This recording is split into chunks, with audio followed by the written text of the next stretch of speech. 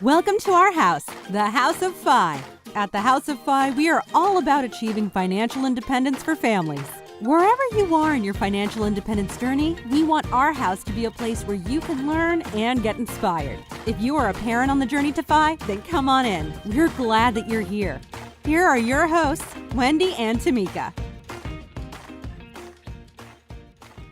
Hello, House of Fi family. Welcome back to the show. I'm Tamika, and with me is my lovely co-host, Wendy. Wendy, how are you in this autumn evening? I am awesome. Today, we are visited by Chris Browning of the Popcorn Finance Podcast. Chris actually works in the field of finance by day, but by night, he takes to the airwaves to bring us kernels of information about personal finance. His bite-sized episodes are so full of information and flavor. The reason we're most excited for today's House of Fi episode is not because we are left wanting more information about the topics he covers. We are most excited to get to know the gentleman behind the podcast, his money story, his feelings about Fi, now that he's interviewed nearly 100 guests, how he found his way into podcasting, and so much more. So let's get into it. Chris, thank you for joining us today. Oh, I'm happy to be here. Thanks. That was a great introduction. I really appreciate that. It made you sound like almost like a superhero. I was like, wow. I was like, man, I know more people talk about me than I can never talk about myself that way. So thank you. Did you want to take some time and just tell us a little bit about yourself? Yeah, I can give a little bit about my background. As you mentioned, I'm hosting a podcast now, Popcorn Finance, but my background is in personal finance from my days in school. So I went to college originally as an art major. Then I was like, yeah, this is not going to work out. And I decided to change my major to finance after taking just like a general elective class, and really loved the topic. I was learning things I'd never heard before. We didn't talk about money really at home at all. So all of this was brand new. So it just made me really excited about learning more and kind of just getting really involved with my finances. So I changed my major to finance. Chose to concentrate in financial planning because my goal was to be a financial planner when I graduated. When I graduated in the middle of the recession, job outlook wasn't looking too great. It was a lot of sales jobs that were being offered to me. So I just ended up transitioning into the world of accounting, and then eventually became an analyst. And that's what I do in my day job. So that's kind of like a little my background and why I'm in this whole finance world.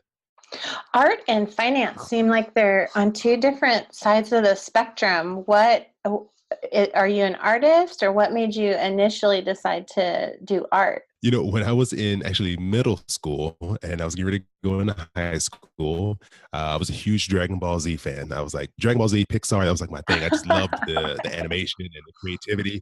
I was just like, I was all in. And so they had an art academy, they called it, at my high school. So I had started like sketching some stuff out, and you had to like make a little portfolio, go interview with the teachers. And then I joined, and I interviewed and I made the cut, and I got to join the program. And ever since then, I kind of just like was really interested in like the creative side of things.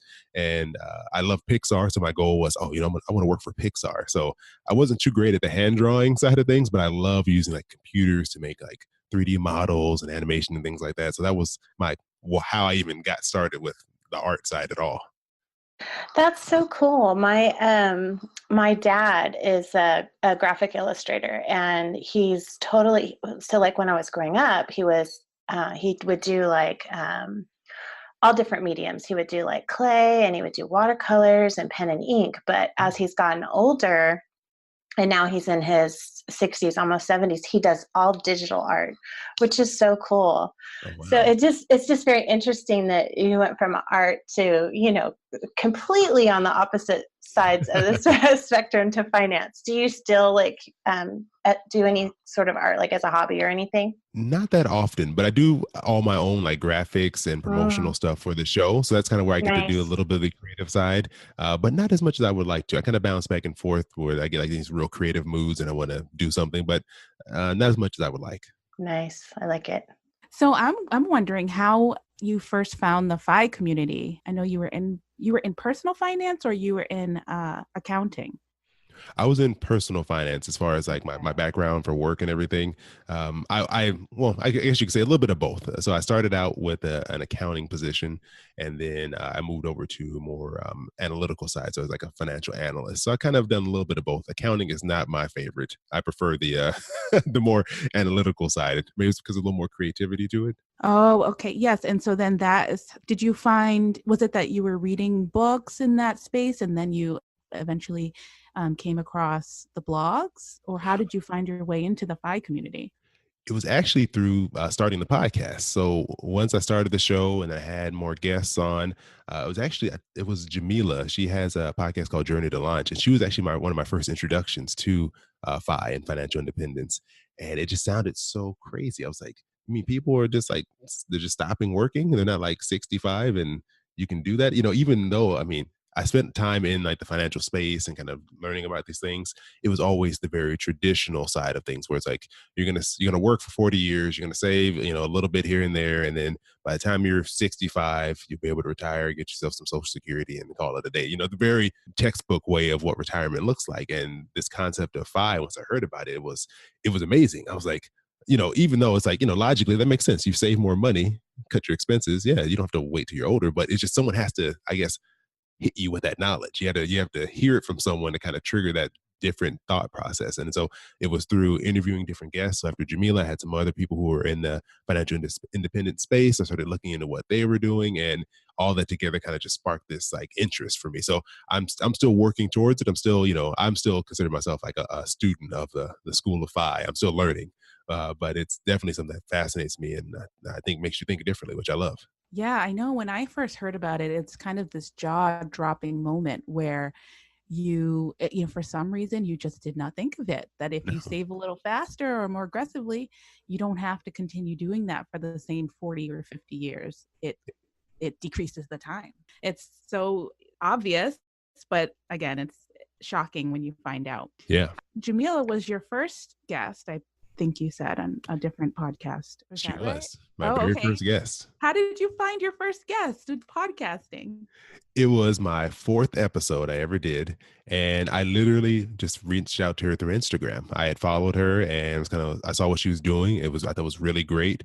She seemed like she just has just like a nice persona online. So I was like, maybe she'll be a guest. So I built up the courage to send a message, and she responded back, and she was so nice about it. We kind of talked, through messages for a little bit, and she agreed to come on the show. And that's how it was. It was just me just reaching out to her. Her podcast is one that we both have been listening to from the very beginning as well. And she's been so gracious with us. And I think it just speaks to, why her show has been so successful, is because she really does have a heart for helping people out. Oh yeah, she for sure does. She actually invited me to the first ever podcast conference I ever attended. And that kind of helped jumpstart my show and help me make connections and start to build. So I give her all the credit for the way my show has grown and developed over the year. Oh, that is so awesome. I give her a lot of credit too. And actually, we could give her credit for even bringing us together. My first ever podcast interview was on her show. She just saw a part of my story on a group that we're in, and she asked me to come on. And Wendy was looking for a co-host. And we had touched base, a couple of us had touched base and just started talking about that process of how she would find a co-host, and she heard the episode, and then we just went from there. So she is, it's really nice to see that she's educating everybody and also helping in the background. She's not in her own silo. She helps everyone that she comes into contact with. Exactly. Definitely go listen to her podcast too. On one of your much older episodes that I was listening to, you talked briefly about the stigma around admitting that you have debt. I think you were interviewing the thrifty couple. Oh, yes. And at one of those podcast events or financial events. And you spoke about the bravery that comes with speaking your true debt story. I know that you started your financial journey, cleaning up your financial journey by paying off some revolving debt too. Can you tell us a little bit about the amount of debt that you were able to pay off and the process that you took to do that? Yeah. So back, I think it was maybe 2014, 2012, actually. Man, so much time has passed at this point. I found myself in about $27,000 of credit card debt, or I guess that was the start of building up the $27,000 of credit card debt. My wife and I, we paid for our wedding ourselves, and we tried to cut costs as much as we could, but we still probably spent more than we should have, especially considering we didn't have the cash. And then it kind of just snowballed from there because we didn't have anything in savings at all. So anytime a big expense came up, it just went on a credit card because we didn't have the cash to cover it. So, we had medical expenses, school expenses, just kind of not being responsible and budgeting and knowing what we were doing. And it just built up to a point where I think I just felt so stressed and overwhelmed by it. And that kind of was my trigger to start getting a little more serious. And that's kind of what I talk about. I talked about in that episode about kind of being open and talking about it, because you end up in such an isolated place when you have this debt. You feel like you're the only one who has this debt and has made mistakes. And so you kind of really, you end up beating yourself up because you're like, why did I do this? I should know better than this. And I think being open about it, you'll realize how many more people are dealing with the exact same thing you are. And it helps you kind of cope with the stress of the debt, knowing there's other people dealing with it. You kind of share ideas, share struggles, and it's almost like a support group when you can let other people into what you're dealing with. Absolutely. We were just kind of talking offline, Tamika and I, before the show, and it was one of the things we were talking more in the sense of, how do people relate to one another in the FI community? And for me, we have 6-figure student loan debt, which it's debilitating, but Jonathan on Choose Fi, that was one of the things that he shared so openly. And for me, that was my eye-opening moment, was hearing somebody who had as much debt as we did, but were in this sort of movement and had this plan to be not just debt-free, but retire early, or at least save more to have some financial independence. So I just think it's so powerful when we do open up and share what can be a really big stigma, to let other people know that FI is for everybody. And that's kind of one of the main messages that we're trying to get out, is that it is for everybody. You don't have to throw your hands up because it may seem debilitating, but yeah. So I like that. I like that you were so open about sharing where you started. Yeah, I feel like you got to be open. It's part of your life. It's a reality. No point in hiding it, because I think it just makes it worse. Right. I call it the ostrich syndrome. You hide your head in the sand and pretend it's not there. It doesn't make it go away. Exactly. And once other people know, then they may ask you about it too. It's Right. like an extra little piece of accountability. So how did you and your wife get, onto the same page? Were you on the same page from the beginning? Because you mentioned this pain point that you get to. I think that in a lot of different areas where you let things go and they get a little bit out of control, you get to that pain point. Mm-hmm. You get to the pain point where your clothes don't fit anymore, and then that eventually gets you to turn things around and lose some weight. Or you get to the pain point where you are buried in so much debt that you can barely breathe, and you figure out that you have to do something about it. Did you both reach that point at the same time, or did you have to do some coaxing, or did she have to do some coaxing to get you on the same page? I think I hit that point first just because I was more involved with the finances, probably just because of my background. I kind of naturally gravitated towards, kind of managing the bills and things like that. And so I think it was just more in my, I guess, like line of sight all the time. I was seeing these things constantly just because I had a habit of just constantly looking. I was the one who was applying for the credit cards that we use to get in debt. So, it hit me first. And I guess the process was, you kind of just look at it for a while. You're like, I'll get to that. And then it built up to a point where I just like, I can't stop thinking about this. It's really like eating at me. And we didn't really communicate that much about what we were spending, which was kind of the problem. Like we both had one of the credit cards. So we both had, one in our wallet. And the problem was we weren't communicating about when we were using them, who made a payment on it, who didn't make a payment. And so you'd end up with this kind of like snowballing effect where you're putting more on than you're paying off each month. And so really it was a communication issue. And I think it took me, getting the courage to, kind of talk to her about it, because I'm not big with confrontation and talking about things. So it takes me a while to get to that point. And so I eventually sat down and I kind of just told her what I was dealing with and the stress that it was putting on me. And I think that helped her kind of jump on board quickly, seeing how much it bothered me and how much stress I was under. And so we kind of decided at that point we're going to just make a budget and we're going to cut back because we were just spending without really any plan. And so we made drastic cuts to our budget once we kind of sat down, talked about it, got on the same page, and it was literally every dollar we get, we're just going to put towards debt, and we're not gonna eat out anymore. We're not gonna go on trips. We're going to just focus on this. And I think that was like our point where we kind of got on the same page. I was going to ask if you did you have any sort of like outside resource that you used? I know a lot of people start out with maybe Dave Ramsey or, one of the other more well-known brands out there. Did you use any sort of resource to help you do that? No, I just did it on my own because I kind of knew what I needed to do because I had studied this in school, and it was just I wasn't implementing any of the things I should be doing.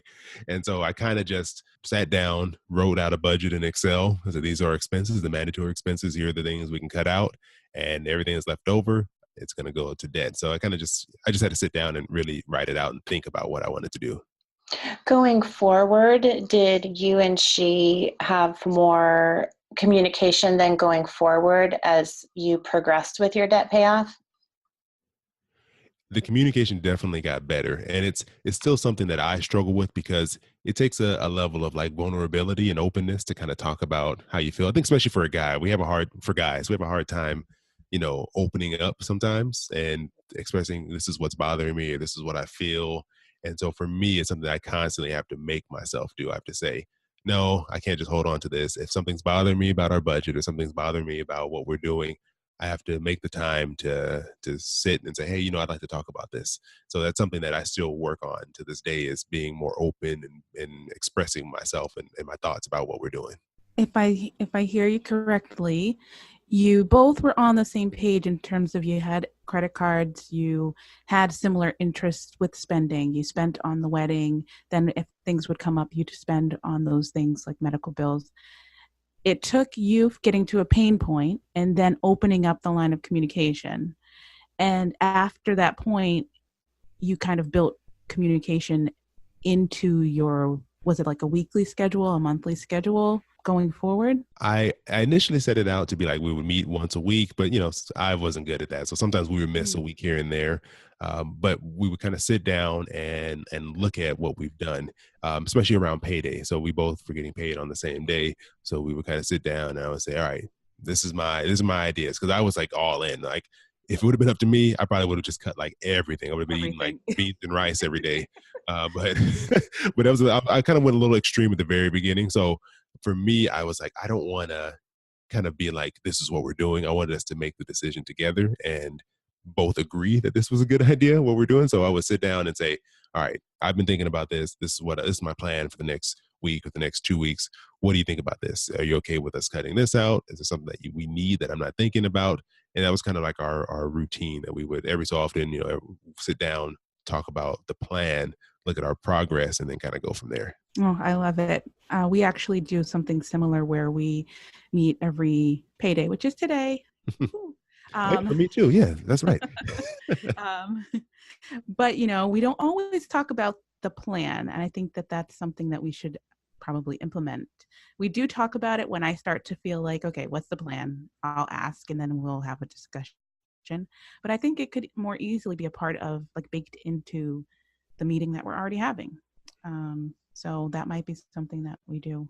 Now, you got yourself out of debt, and then was there a time where you kind of slipped back into those old habits? And if not, how do you keep yourself honest? I had a little bit of debt before we got married. So I had, I don't know, somewhere around $4,000 or $5,000 of credit card debt before we got married. And then I paid that off. And then that's when I slipped back into it again and kind of let things I thought we needed, like, oh, we need this type of wedding, or we need to live in this type of place, or we need to have this type of furniture. I let that kind of get myself back into debt. So this, after we paid that off, I was determined not to go back, to that again. And so for one, it was keeping still a pretty stringent budget. So I still try to do as close as I can to a zero-based budget, where every dollar we earn goes somewhere, whether it's saving or to a bill or whatever we may have planned. And then I try to be very responsible if I do use a credit card. So I still use credit cards for like travel rewards and things like that. But I'm very selective when I use it, and I immediately make payment. So if I go to the gas station and say I'm going to use my card for gas, I'll sit in my car after I've gotten gas and send the payment right then and there, so that way I don't forget. So I'm just very conscious of how I'm spending and when I'm using a credit card to get that payment out right away, so that it doesn't kind of sneakily build up on me. Yes, that's something that has happened to me in the past, paying off and then trying to use the card for like rewards or something else. And then because things are good, you don't always keep a close eye, or I didn't. And then you'll have a bill that you forgot you made. And even though you have money for it, you don't necessarily send it off to pay the bill. And so it all kind of can snowball again easily. Oh, yeah. I agree. What were some of the things that you did during the debt payoff? Were you able to just pull from your salary, or did you have to do some extra side hustles? Is that when you were doing the podcast episodes, editing those and stuff? I didn't start the podcast until I actually paid off all of the debt. That's kind of something I just held off on. But during the time that we were in debt and we were working to pay it off, the biggest thing that I did was really move jobs and change positions to earn more money. So I did do some side hustles. So I did things like I did Postmates. I'm like losing my thought here. I'm trying to think. I did Postmates. I did DoorDash, which are two like food delivery platforms. So you kind of go up, pick up orders, deliver them to people, and it helped. I made I think close to about $1,000 a month for I think the 2 or 3 month period I was doing that towards the end of our debt payoff. But I would say by far the biggest Wow, thing that that's I a did. lot. Yeah, Yeah. I was delivering a lot of food. Like literally after work, I would go. On the weekends, I would go like Friday, Saturday, Sunday. I would spend 3 to 5 hours a day doing it. I was going all in because we were. It was like the last I think 3 or 4 months of our debt payoff. I really went all in. I was just so ready to be done. I was like, whatever I can do to get rid of this debt, I'll do it because I'm just so tired of seeing it and sending them my money. Wow. So Postmates and DoorDash. And then what was the other one that you said? Oh, and the other thing was just working on my career, so my day job. So I changed jobs, I think towards the beginning of the whole debt payoff situation. I was looking at my income and I was like, this is not enough. So at the time I was making somewhere around, I think it was around $40,000 a year, somewhere around that mark. And my wife was maybe only making somewhere around, I don't know, 15,000, 16,000. So we weren't bringing in a ton, especially for California, because the cost of living is so high out here. And so we were living in a super small studio, the apartment that we were renting from her family. And it was like, we could send money towards debt, but things were still really tight. So I was like, I gotta make more money. What can I do? So I started getting more involved in work, started joining the organizations, trying to do more things to build up my resume. And then I ended up getting a job that I think ended up paying at least $1,200 a month more than I was already making. So that was like one of the biggest things, was like really kind of diving in, saying, all right, I gotta find a better job. What can I do to make more money, and putting some focus on that, because the side hustles that I'd done up to that point were cool, but I wasn't making a ton of money, and it was taking a lot of extra time. So I was trying to figure out what I could do to kind of optimize my time a little bit better. That's really huge. And I think that, the days of staying somewhere for, 10 years, 8 to 10 years is over, and that there's really nothing wrong. And I don't think employers look down on people who, change every like maybe 3 or 5 years. And it's really an important way that you can increase your income. So let's say you're maybe at the 3 or 5 year mark in your present employer, and you just know that you can earn more money somewhere else. It might be worth considering. Oh yeah, for sure. Because they're only going to give you so much of a raise. I mean, it's in their best interest. They're running the business. They're not going to just throw money at you because they already have you there. So your raises Exactly. are kind of capped. But if you go to a new employer, they're excited to bring you in. They can, you can take advantage of maybe big pay raises that have occurred in your industry, and you're able to get much larger increases changing jobs than just staying where you are. Right, exactly. So I just wanted to switch gears a little bit because, I think that already to this point, there's so much that people can take away from what you've been saying. I really love how you talked about those side hustles, and then just the juxtaposition with that versus getting the raise within your actual field, which a lot of people forget to do. But it's the same thing. You kind of side hustle for a while, and then maybe a month or 2 or 3 or however long later, you can get that raise. One thing that happened, I listened to one of your recent episodes, and I loved how your brother left a voicemail on your show. That was really awesome. And it made me think. Your response made me think, and just the episode in general made me think. So many people outside of the FI community, those that are trying to learn more about it, or even other bigger names or big names, such as the recent Susie Orman comments that happened, feel that there's this dogma around what you can and can't do within FI. And the thing that I noticed about the call from your brother was that instead of, you called and he said he's going to get his master's degree, he's taking out some loans, he can't work during that time, and he wanted to know some more about loans from you. Subsidized, unsubsidized, what he needs to do, what the award packages, and all of that. That was perfect. Okay. And the thing that I noticed about that call was that your response was to get education about it. So you were already doing or started this 4-part series about the loans and the scholarships and everything else. And, just providing that information and education for yourself and for him versus saying, oh no, you can't take out loans. Oh, you have to work and you can't go if you can't pay, or other more dogmatic things that sometimes come up or have come up in the community. I just loved that. So do you think that the FI community is still steeped in this dogma, or where do you think that the community is heading today? And what was your final recommendation or information for your brother surrounding college and loans and finances? Those are great questions. Talking with him, I think it came over time, having communication with him about the situation, because it's hard not to have these gut reactions of what you think people should be doing. I think it just comes naturally. You hear someone say something and you're like, I don't agree with that. You should be doing this. And so for me, I really have to hold back and say, let me listen, because I automatically want to give advice. And I'm like, well, maybe he has a good reason for doing what he's doing. So when he told me, he wanted to do a physical therapy program, it's like a doctorate and master's combined. And he said, which I know nothing about. So for one, I couldn't even intelligently speak to him about what he should do. And he kind of told me, hey, there's only these certain schools you can go to. They're all really expensive. And if this is what I want to do, I have to go to one of these schools. And so from there, I was like, okay, I can't sit here and tell him, how much he should spend, because he clearly has done his research. He knows what the outlook is. And I even said, hey, can you work? What can you do to reduce the cost? He's like, the program is so intensive. I don't have there's not enough hours. I'm going to be going to school. I'm going to be doing these internships. There's no time for you to go.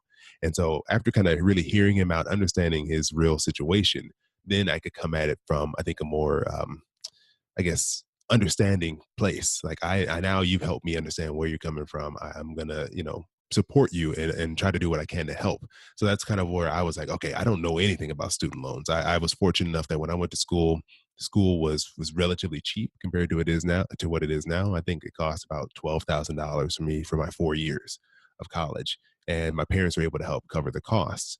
And so I was fortunate enough to be in a position where I didn't have to come out with that debt. So I didn't know the right advice. So that's why I was like, hey, I have this podcast. I have the opportunity to talk to a lot of great people. So let me reach out to some people I know. And that's how I ended up talking with Robert from the College Investor. And so I was like, hey, I'm going to ask give me your questions you have, and I'll ask him. So that was how I was able to kind of get some help for him and get a solution that would work for him and help him understand.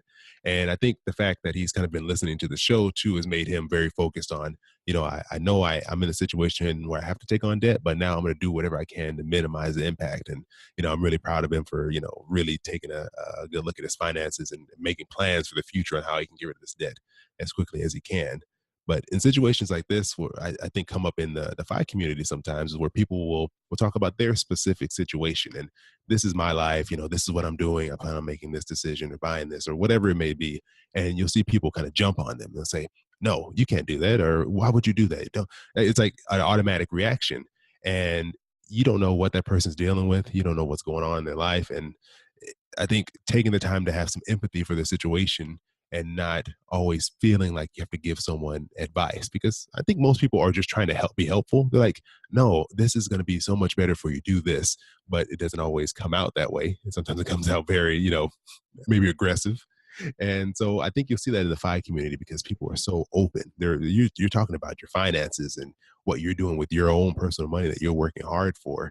And I think because of that openness and because of this community of sharing advice, you'll see a lot of that instances where people maybe will be a little aggressive with their advice or their recommendations.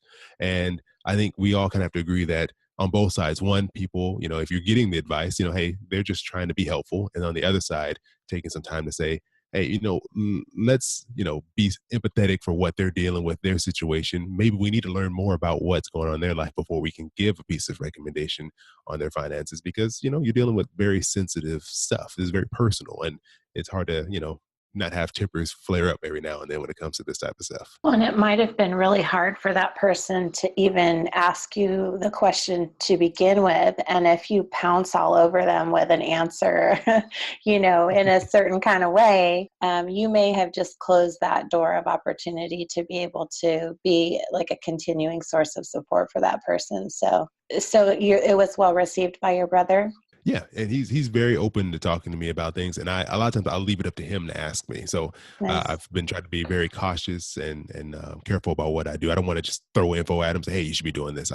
We'll just talk, and if it comes up, or maybe I ask him, "Hey, how's school going?" And if he brings it up and asks me a question, then I'll say, "Hey, this is what I think you should do," or here, check out this site. They're really good about this specific topic, and I just try to be, I don't want to push him away by kind of nagging him with all these details of what he should be doing. So it's helped our relationship. We can talk about it and then move on to something else without it turning into an argument. That's awesome. Now, you did mention just a second ago that it sounds like, did you not graduate with any student loan debt? Yes, that's correct. Unfortunately, Okay. yeah, I didn't have any student loan debt when I graduated. Wonderful. What about your wife? Did she bring any student loan debt into the marriage? Let me think here. I got to think back. She did have a little bit. So she did have some student loan debt from attending a private school, like in the very beginning. She kind of bounced around to a couple different schools. So she had accumulated some debt right out of the gate when she started school. Was that part of your debt payoff, or was that something that had been paid off before? Oh, that was something else before. And so Oh, okay. Gotcha. by the time we got married, I had already graduated college, and I think she was kind of wrapping things up. It's so hard looking back now, trying to remember like, what happened. Right. And so were you able to come out of college student loan free because you had gone to like a state school and you had some support from your family, or were there any other tools that you had available, like scholarships or anything like that was available to you? For me, it was a combination of my parents being great and being willing to help cover the cost. They kind of wanted me to focus on school, so they were very supportive of that side. And then I went to a state school out here. It's one called Cal State Fullerton. It's a small college out here. Well, because it's kind of big, actually. I know exactly where that is. You know where it is? Okay. Yeah, I'm in San Diego now, but I grew up in Sacramento. And so Fullerton was one of the schools that I had looked at a long time ago. They had a Christian college that is like not connected to it, but it like in locale it's connected to it. And so the Christian school had classes that you could take at Cal State Fullerton. And anyways, long story, it was on my list. Didn't end up going, but it was on my list. I know exactly what you're talking about. It's right across the street. I know exactly the other college you're talking about. Yeah. Awesome. Small world. I know, right? And it was a really great school. I went to school for art when I started, just because I didn't know what I wanted to do. And when I ended up switching my major to business, to finance, I come to find out they have one of the top business schools in California, which I had no idea. It just by chance, I just ended up going there. So I ended up getting a really great education, especially for someone as a finance major. And I paid a much lower tuition. And I wasn't like a great student in high school. I was lazy. I didn't want to do homework. So, I mean, I don't know if I would have gotten to college looking at how hard it is to get into school now, but back then it was like, hey, did you take the SAT? Did you do good? Did you do a good job on there? Then come on in. It was much easier to to get into college, but it was a different time, so I was able to get a very affordable education and a good quality education, which I think it's a little more difficult now, but I think it's hard. There's a lot of pressure to go to very expensive schools now, so it's I know it's hard for people when they're graduating. And state schools are still much less expensive even now than, a lot of the private schools. They're still expensive, but they're much less expensive. Well, I know that 4-part series was very informative for me. There was a FAFSA guy and there was some scholarship talk. So if anybody's looking for that information, please head over to the Popcorn Finance podcast and listen in. Chris, what is your plan for the podcast? Do you have any new plans after just going to FinCon this last week or two? Oh yeah, so I'm really excited. Every time I leave one of these conferences, I'm like super energized and ready to work. Actually, the show ended up winning Best New Finance Podcast. Yeah. So it was crazy. I was extremely excited about that. I was so honored. Exciting! Congratulations. Oh, thank you. I was like, I was just happy to be like on the list of finalists, and then when they said my name, I was like, "Are you kidding me?" And so it was a cool experience, and it really has me like amped up to try to do even more this next year. So some of the things I have coming up are I want to do more series. I really like having these connected episodes that kind of flow together. So a couple of things I'm working on. I have a financial independence series that I'm working on. I have a series on like international finance. I'm talking to people from different countries. I have someone from China, from Australia, Canada, Mexico, South Africa. So I'm talking to all these different people about just like how personal finance works in their countries. And it's really interesting hearing the similarities and the differences from one country to the next. And then I'm just trying to spend more time being creative and really thinking through the episodes and kind of I want to do even better than last year. So I was like, I put a lot into last year and I want to do even more. So my goal is just to hopefully keep things interesting and keep things fresh and, have something that people want to come back and listen to. Wow. Yeah, I think you do a good job. And I think that what is really cool about your show is that, it is a shorter episode. And sometimes that's what people are looking for. I know, for myself, if I'm on YouTube or something, I just don't have time to do 30 minutes. So it's nice to have an option if maybe you've got like 10 minutes or so and you get a lot of good information packed in, a smaller time frame. Oh, thank you. I appreciate it. Great concept. Love it. Thank you. All right, Chris. Well, we are nearing the end of our show. And as with every show, we have some final closeout questions that we ask all of our guests. Are you ready? Yes. Let's go. All right. What was one money lesson that you learned growing up, good or bad, that you have carried over into your FI journey? Ooh, that's a good question. All right, so lesson I learned growing up. This one is something my dad always talked about, and when I was younger, I was just like, he's just talking. But now it makes sense. And he was always focused on buying stuff that was quality, even if it was more expensive. So for me, something I tend to do is I just buy something that's cheap. Like I don't want to spend a lot of money on this. I just need this item. It doesn't need to be the best in the world. And sometimes whatever that is, it just ends up breaking because it was cheap. It was not something that was built to last. And so in those moments, I kind of think back to his words and say, just it's okay. Yes, it might be expensive and you don't need to buy this all the time. You don't need to buy expensive stuff all the time. But if it's something that you need to last, there's nothing wrong with spending, a larger amount of money than you normally would, because in the long run, it'll end up working out for you better if you buy this one thing that lasts that's a little more expensive than buying 20 cheap versions of it over the course of like 10 years. So what is the one thing that you've recently purchased that's like that? I should have been ready. As I was saying that, I should have been ready for this question. That's a good one. If I'm looking around the room as I'm talking to you, I would say some of the gear that I used to record for the podcast. So I've been recently like going out and recording, away from my desk here at home. And I used to take like my computer and then had a separate mixer and microphones. And it was kind of like it was a little more clumsy for me to record in certain situations. So I bought this handheld recorder. It's called a Zoom H6. and it allows me to record like up to 4 other microphones anywhere. And it just uses a little SD card, has batteries, and that's something that was more expensive than I wanted to spend. It was about $350, and I was like, that really Ooh, hurt me. But I was like, ouchie. I was like, oh, you don't know how long that sat in my Amazon cart before I actually bought it. It actually sat in there so long it went on sale, which actually helped.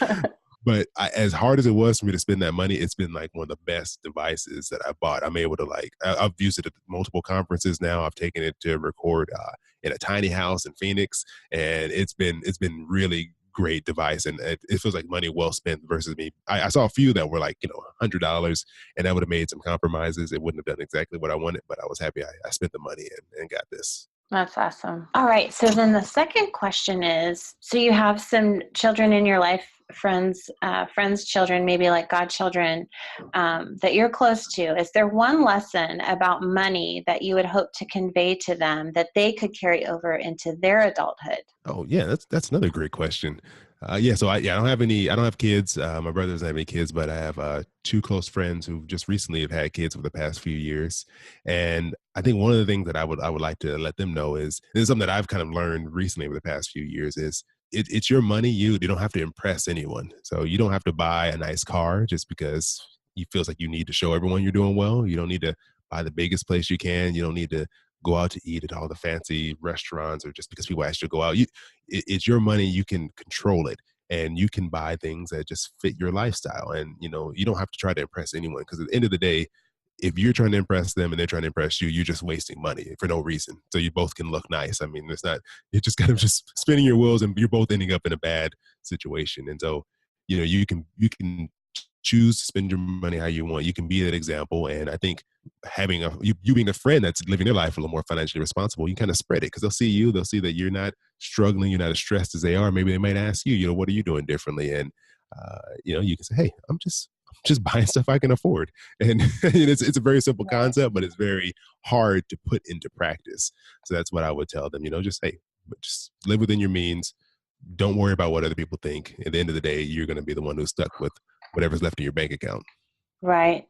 Well, and it's such a crossover lesson for not just money, but just in life general. You do you don't worry about everybody else. You worry about yourself. You do what you need to do. Exactly. It's your life. You live it how you need to live it. That's one of the Maze house rules. We have a few house rules, and that's one of our rules. It's worry about yourself. And Chris, what is the best way for people to find you? Yeah. So if you want to find me and the Popcorn Finance Podcast, you can go to popcornfinance.com, or you just search for any of the social media platforms. Just search for Popcorn Finance. You'll find me on there. So Instagram, Twitter, Facebook, and then send me a message. I love hearing from people. So if you have a question, you have a thought about the show, just let me know. I'll definitely get back to you. Wonderful. Well, thank you so much for being on the show, Chris. Love your story. Love your show. It's been a pleasure talking to you today. Oh, it's been so great talking with you too. Thank you for having me on. Bye, Chris. Well, House of Five family, that brings this episode to a close. If you've liked what you've heard, please subscribe in iTunes, as well as any of the other platforms you've found us on. We're on just about all of them. Also, please leave us a written review. They help us to know what you're liking about the show, what we can do better. And for every 5 reviews we receive, that's written reviews, we will give away one of our favorite reads, and that is currently Kids' Money Habits by Amy Coit. It's a great book full of great information, both for parents and kids. Don't forget to check out our show notes on the webpage. There is always bonus information there that didn't make it to the show, and we strive to create good content on there. So please head on over to the website and check that out. Finally, you can find us on Facebook. You can either like our page, or you can become part of our Facebook group. It's a private group, and in there we have ongoing discussions about each episode, as well as other topics within the FI community. It's a way for us to get to know each other better, and for Tamika and I to learn exactly what you want to hear more of, or questions that you have that we can address with upcoming guests. Again, thank you for listening. Come back next week. We're glad you're here.